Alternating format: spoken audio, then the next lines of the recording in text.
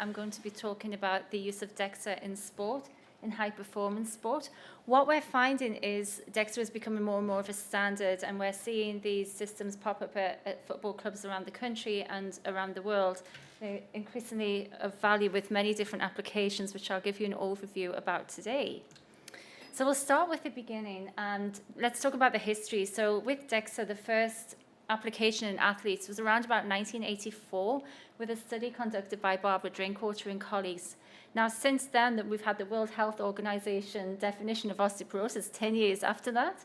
And then now today, we're looking at over 2,000 research articles published using DXA in sport medicine, sport science. So quite an evolution there, and you can see the popularity emerging because of the development of the technology and the increased resolution of the imaging, which enables us to do amazing things with it.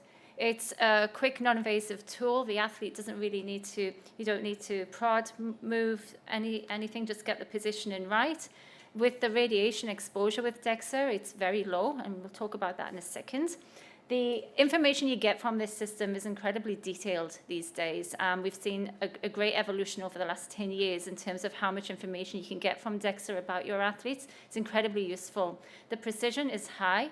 We're looking at a precision of about 0.4 to maybe 1.1% coefficient of variation, which means it's very useful for repeat monitoring. And as I said, it's emerged as a standard. We're seeing these systems pop up all over. There's an example of what a DXA machine looks like, how it works. I won't go into the medical imaging, the medical physics of it, because we don't have time today. But what I will do is just give you an overview of the comparative radiation doses for use of DXA. Now, if we compare with the chest X-ray at the top, we're looking at 450 microsieverts. And if you look right down to the DXA scans, towards the bottom, we've got the typical bone density scan for DXA at about 4 to 8, and then comparatively the total body scan, which is coming in around 2. And really a good comparison to make is to look at the natural background daily radiation. So every day we're exposed to a certain dose of radiation, and a typical DXA scan will come out at lower than that. So you can be assured it's a low ionizing radiation dose. And in terms of the benefits outweighing the risks, there's a huge amount of benefits to get from your DXA. I'll start with body composition because that's probably what you're more familiar with in terms of application of DXA in sport. And across the years, we've seen a lot of research in athletes and just profiling athletes. If we start at the basic, what are the sport-specific body composition profiles of athletes when they are scanned by DXA? I will advise that with DXA, it will come out as higher in terms of body fat as you would get from skin folds, and that's simply with a DXA, nothing hides. That's what I say. You see everything. You see a very high resolution quantification of the mass of the body and the composition of the body. Here's some examples across sports for cycling, cricket, football, karate, and rugby and runners. You can see for males and females, and this is from the published literature. It's a little bit more advanced in males. We're looking to encourage more research in female athletes, but that's coming.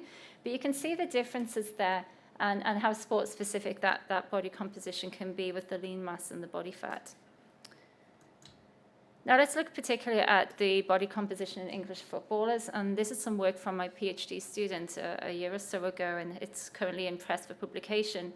And he compared the body composition in footballers across different leagues, so Championship, League One and League Two, and then across playing positions, so looking at the goalkeepers versus defenders, midfielders and forwards. Now, the main findings actually were with these footballers was that there was no difference in the body fat percentage and the lean mass between the competing leagues, so between the Championship and League One and League Two, pretty similar.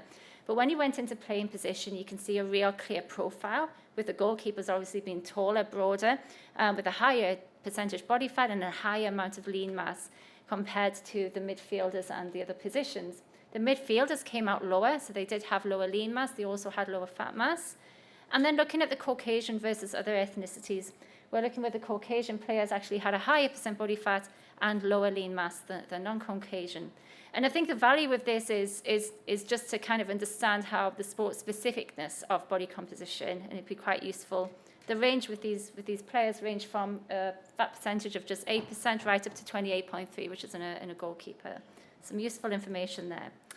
Right, well, the advance in technology means that with DXA, we can be quite flexible with how we do our scans. We can really tailor to the athlete. So Maybe 5 years ago, you can see the standard DXA scan here, which included the head. Now, if you think about it, is the head likely to change in sport? Is it responsive to exercise, to training, to nutrition? Absolutely not. It's a static region of the body. So that's not useful. It doesn't give us any useful information. So let's move on to the total body less head, which is a new software which is embedded in the latest version of the GEI DXA Encore software, version 18. This scan is 22-44 seconds quicker. It enables easier positioning. Now, this scan in particular is useful for those taller athletes. You might see a DXA machine, you might not fit your whole athlete in on that machine, so you'll have to do 2 scans. This scan eliminates that problem. We'll just scan from the mandible down. So we get the important parts of the body, and we don't need to worry about the restrictions of the scan boundaries on the bed. So it's a really useful scan. Looking at precision, just recently we did some research on how precise this technique was. It came out exactly the same as the standard scan. And we potentially think that this scan might be more reflective of the actual bone density status as well of athletes, because we're losing the head, which takes up quite a lot of that bone in the scan.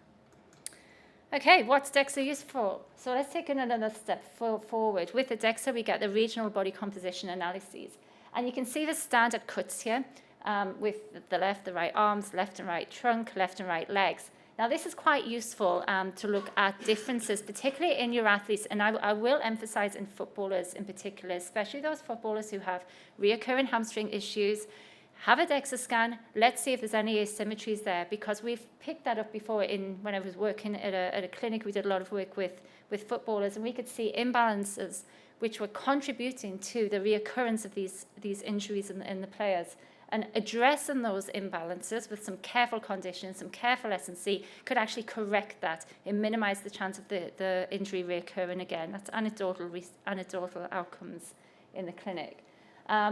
Also, just a word of warning when you're positioning athletes on the scan, even a difference of the hand can impact the results, and that's just because how precise and accurate it is. We recommend for athletes that you place the hand mid-prone, and that's just to help with better positioning to fit the broader players on the bed, but also just to enable consistency. If you have a team of players, some are broader than others, you want a standard protocol for everyone on the team. You don't want to be moving their arms. And the same with the head. You know, it's probably best to lose the head and make sure you can fit the taller and broader players on there. Actually, also, a point which I missed there, the regional body composition is useful to looking for those athletes who you're rehabilitating after an injury to make sure there's not been any overcompensation. You can maybe address any deconditioning that might have occurred because of that injury. Monitoring change. So we know that DXA is precise. In order to work out precision for an individual athlete, you would work out what we call LSC, which is least significant change, and that's a 2.77 times the precision error, and that gives us confidence that a change has happened biologically rather than because of the machine standard error. And here's an example from Premiership rugby team, and we've tracked the changes from pre-season to the end of season. Now you can see if you just looked at the mean, so if you looked at the overall mass and body composition, you wouldn't really see a difference, but actually you will see individual differences in terms of individual players. Some players gained lean mass, some lost. And anybody above those dotted lines were the players who lost the lean mass. You can see the drop. And that really enables you to target and see how you can really keep an eye on these players and make sure that really they want to be maintaining their lean mass throughout the season rather than losing lean mass. Okay, and this can be quite helpful at the individual level.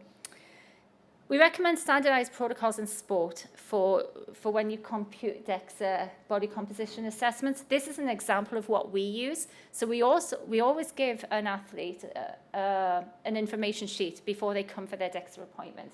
And that information sheet will really detail how they can prepare best for that scan. So we advise usually a fast from overnight. If that's not possible, a fast for 5 hours prior to the scan. And this is because with DXA, it is so sensitive, but actually the hydration of tissues can impact, and if they've got food in their bowels, and we can see that. So we really have to make sure you prepare as you would do for an ultrasound even of the abdomen. We recommend no heavy training as well within the morning of the scan, or even from lunchtime the day before. So that's just an example. You can tailor that to suit. All right, a recent advancement in the technology now means that we're able to assess visceral adipose tissue in athletes. You might not think this is an issue. You might think your athletes are healthy because they're taking part in a lot of sport and exercise on a regular basis. But in fact, we do see in certain athletes, particularly it depends on ethnicity as well, we'll see an increased risk of cardiometabolic issues. They may look okay, but actually when you get them on the scanner, you can really pick out those athletes who might have an issue with increased visceral fat. This fat is not useful at all. It's around the organs. It can cause issues. It's associated with greater systemic inflammation. And in retired athletes, it's associated with serious cardiometabolic risks. We see these risks mainly in those players from the heavy sports, so the rugby, the American football. You might have a greater risk in those who have a higher BMI as well. So it's something to be aware of. The information from the visceral fat is an additional software which you can have on your DXA, and it's computed during the same scan as the full body scan. So again, just 7 minutes to 14 minutes. Here's an example from another Premiership team of rugby players. And we always think about, okay, so how big can we make our athletes? How strong can we make them? Or are we going for the biggest size of a rugby player we can get? And actually that works to a certain extent because you do want the bulk, you do want the power there. This research found that the lean mass would increase as the player got bigger, which is what you want. However, when you reached a certain threshold of total mass, there was a change in terms of the lean mass didn't get any better. You didn't increase that lean mass, but instead what happened is that player was accumulating visceral fat and a higher percentage body fat. Okay, so that threshold came in at 116 kilograms of lean mass. We found that quite interesting. It's something that will be taken forward with more longitudinal research. But really, if you're not gaining anything above 160, why build your athlete even any further if there's no point if it's increasing their risk of visceral fat accumulation? Okay, the risk was higher, obviously, in the forwards, but it still happened in the backs as well. This was, as a side note as well, these increases in the visceral fat was also regardless of the intensive training schedule and individual player-determined nutrition programs. Let's move on to the bone. So we know body composition is a key outcome from DXA, but actually the whole reason why DXA was developed was to assess the bone mass and how strong the bones are in the general population. So with athletes, the indications generally for a bone density scan would be any signs and symptoms of REDS, so relative energy deficiency in sport, which we know can increase the risk of bone loss, weakening of bone, effects on performance, and also increased risk of stress fractures and bone stress injuries. We see also, we've got a bone density image here, so that's your typical output. On your right, you've got an output from what we call trabecular bone score, which is a measure of bone microarchitecture. So you've got the BMD, which measures the mass of the bone in an athlete. And then you've got the bone microarchitecture, which is the intricate scaffolding within the bone, how strong that bone is internally, which is useful if you're looking at overall risk of stress fractures. Here's an example which you can do with the DXA. You can go in and you can draw boxes and you can do regional analysis. We found this analysis quite interesting in fast bowlers, cricket fast bowlers at elite level. They were prone to getting lumbar pars stress fractures. When we did the analysis, we could see actual imbalances between either side of the lumbar spine, which was more common in the senior players and the junior players, which we suggested perhaps at a senior level, by the time the cricket players get to that level, their bone density is already accustomed, so they're less likely to suffer an injury. So it's all about that bone adaptation. So that was very, very interesting, and all possible using DXA regional analysis. Okay, we mentioned REDS, so we use DXA for screening. For REDS, if we suspect a player might have symptoms of relative energy deficiency, a DXA scan can really help with that because you'll look firstly at the body composition, then you'll look to see if that athlete has a low bone mineral density, low TBS, which would increase their risk of bone stress injury. And obviously we know that the REDS is very detrimental to performance, especially over the longer term. It doesn't just happen in your typical runners and your marathon runners, it also happens in footballers. Even in rugby players, you can see evidence of REDS, which will detrimentally affect performance and bone. Here's a quick overview of some of the mechanisms here. We've got the increased bone resorption and a decrease in bone formation with the lower amount of energy availability. Okay, so really you want your athletes to be getting in about 40 to 50 kilocalories per kilogram of lean body mass a day so as not to impact the bone metabolism. Okay, one question we ask is bone sufficient to withstand high impact loading? We have some cut points here in athletes. The Z score of less than -1 is what we would be concerned about an athlete being lower than that. To be honest, if you think an athlete is involved in high impact collision sports, you really want your athlete above a 0, above the population norm in terms of their Z score. This is a question that's come out, and really we need to start thinking about sport-specific levels. The average BMD Z score for a rugby player is a Z score of 2.7 to 3.6, and in cricket, 2.8. Now, if you have a rugby player, or even a footballer at a football conference, if I saw a footballer with a BMD Z score of 0, I would actually be concerned, because that bone needs to be stronger to withstand the twist and the turn and the impacts, okay? So you really want to be keeping an eye on that and making sure that the bone can withstand the loading. We don't want to increase the risk of stress fractures.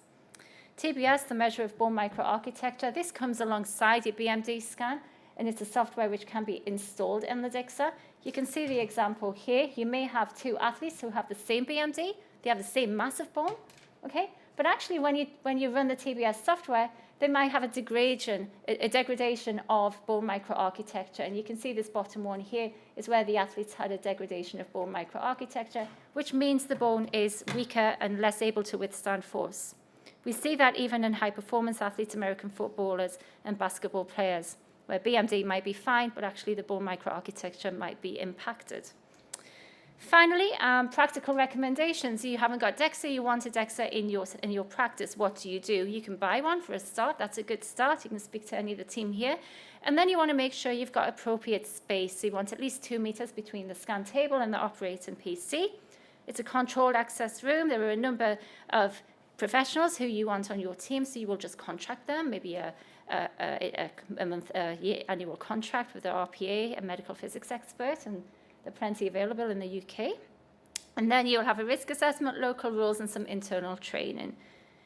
Consider, actually, if you're a separate football club, then consider collaborating with a university, because you can get your DXA scans done through the ethics system there. And you can really make sure that your practice is research informed. And I always encourage that, because you do find some really useful information looking at academy players' development over time. Longitudinal tracking of your athletes can all be done through a research project. Okay, and there we go. And that's the end of the presentation. And just on a final note, there was a report by the Committee of Medical Aspects of Radiation in the Environment, COME, back in 2019. And they specifically conducted this review with specificity, I can't get that out, to sport medicine. I'm talking so much. So their conclusion would be, in terms of DXA scans, for sports performance regions, it would be appropriate for DXA scans in relation to the assessment of sporting performance to be carried out as part of a recognized sports training program, normally designed by appropriately trained professionals such as sports scientists, nutritionists, physiotherapists, and in consultation with a medical doctor there. So you do have some endorsement there, with at least within the UK, and some specific boundaries. If there's any questions, please do ask. There's my contact details. You're very welcome to send me an email as well.